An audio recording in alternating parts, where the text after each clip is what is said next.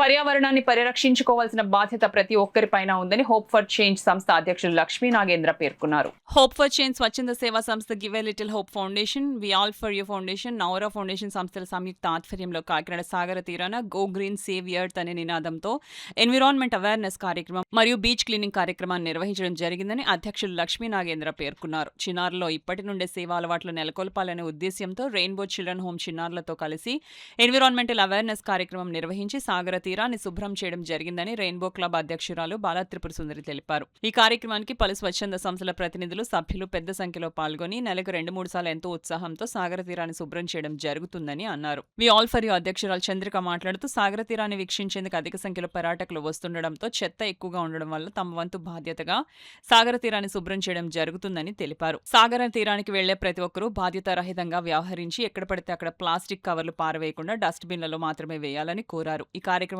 Lakshmi Nagendra, Nagendra Kalyan, Chandrika, Bala Tripura Sundari, Pramila, Satyababu, Hemalatha, Deepika, Durga Prasad, Kiran Kumar, Mounarekha, Navya, Joy, Vinay, Charan, Ganesh, Sai Kiran, Sagar, Anand, Rainbow Children Home చిన్నారులు తదితరులు పాల్గొనడం జరిగింది. ఎంతో చెత్త చెదారం పేరుకుపోయి ప్లాస్టిక్ వాటర్ బాటిల్స్, అలాగే మద్యపానం బాటిల్స్, అలాగే ఇంకా చాలా భయంకరమైన చెత్త కూడా హానికరమైన కూడా ఇక్కడ ఉన్నది. సో దీనందరినీ కూడా మా వంతు బాధ్యతతో ప్రతి ఆధారం కూడా వచ్చి క్లీన్ చేయాలని చెప్పి మేము సంకల్పించుకొని ఈ యొక్క క్లీనింగ్ ప్రోగ్రామ్ ప్రారంభించడం జరుగుతుంది. మరి ఈ యొక్క కార్యక్రమానికి మీ వంతు కూడా మీరు అందించాలని, అలాగే మున్సిపాలిటీ వారు కోసం ఏర్పాటు చేసిన డస్ట్బిన్లోని వచ్చిన సందర్శకులందరూ కూడా ఆ యొక్క వారు తీసుకొచ్చిన ప్రతి చెత్తను కూడా తీసుకొచ్చి వాటిలో వేయడం వాళ్ళకి అవగాహన కల్పించాలని చెప్పి మరి అలాగే ప్రభుత్వం కూడా కోరుచున్నాము. ప్రతి ఒక్కరు కూడా తమ వంతు బాధ్యతగా వారి యొక్క కనీస నిబంధనలు పాటిస్తూ మరి యొక్క మన సందర్శక ప్రదేశాన్ని బీచ్ని కూడా స్పష్టంగా కోరుకుంటూ కొన్ని ప్రోగ్రామ్స్ చేస్తూ ఉంటాము. ఇక్కడ చిన్నపిల్లలు, రెయిన్బో చిల్డ్రన్ పిల్లల్ని తీసుకొచ్చి ఇక్కడ బీచ్ అంతా క్లీన్ చేస్తున్నాము. ఎందుకంటే బీచ్లోని అందరూ కూడా తినేసిన వ్యర్థాలన్నీ ఎక్కడికక్కడ డస్ట్బిన్స్ ఉన్నా సరే అవి యూజ్ చేసుకోకుండా బయట వేసేస్తున్నారు. దానివల్ల మేము ఏంటంటే ఇప్పుడు ప్రజలకు అవగాహన కల్పించడం కోసం అని చెప్పేసి మేము కొన్ని కార్యక్రమాలు చేస్తున్నాము. మాతో పాటు ఇంకా అనేక సంస్థలు వచ్చి క్లీనింగ్ ప్రాసెస్ చేస్తున్నారు.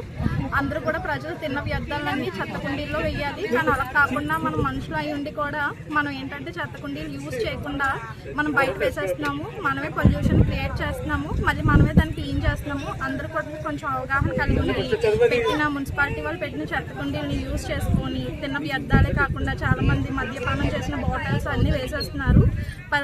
పర్యావరణాన్ని మనమే నాశనం చేస్తున్నాము. కానీ మనమే శుభ్రం చేసుకొని మనమే మన వంతు కృషి చేసి నీట్గా ఉంచుకోవాలని కోరుకుంటున్నాం. పిల్లలతో నా రెయిన్బో క్లబ్ మెంబర్స్ అందరూ కూడా మన కాకినాడ ఎన్టీఆర్ బీచ్ క్లీన్ చేయడానికి అనేది వచ్చాము. ఈ క్లీనింగ్ అనేది ఒకళ్ళు చేసేటట్టు లేకుండా మన మున్సిపాలిటీ కానీ గవర్నమెంట్ కానీ చాలా అడుగడుక్కి చెత్త కుండీలు ఏర్పాటు చేశారు. మనం అందరం బీచ్ సందర్శించడానికి వచ్చినప్పుడు ఆ చెత్త ఆ కుండీల్లో వేస్తే మేమందరం వచ్చి క్లీన్ చేసే పని ఉండదు. కానీ ప్రతి ఒక్కళ్ళు ఈ యొక్క బీచ్కి సందర్శించడానికి వచ్చినప్పుడు ఈ చెత్త అంతా ప్రతి ఒక్కళ్ళు తమ బాధ్యతగా ఆ చెత్త కుండీలో కనుక వేస్తే కనుక ఇంతమంది వచ్చి మేమే కాదు ఆదిత్య స్టూడెంట్స్ కూడా వచ్చి క్లీన్ చేయడం జరుగుతుంది. ఇంతమంది వచ్చి క్లీన్ చేసే పని ఉండదు. కాబట్టి అందరూ కూడా ప్రతి ఒక్కళ్ళు